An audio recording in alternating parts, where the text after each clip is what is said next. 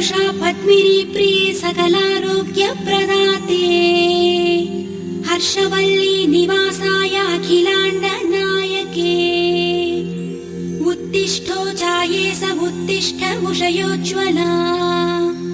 उत्तिष्ठ पद्मिनी कान्ता त्रैलोक्यं मङ्गलं कुरु त्रिमूर्तिरूप लोकेश कमलद्वयधारिणे सप्ताश्वरथमारूढं छायायुक्तरविं भजे सुरेशं स्तोत्रगम्यं च जगदानन्दकारकम् श्रीसूर्यदेव दैते तव सुप्रभातम्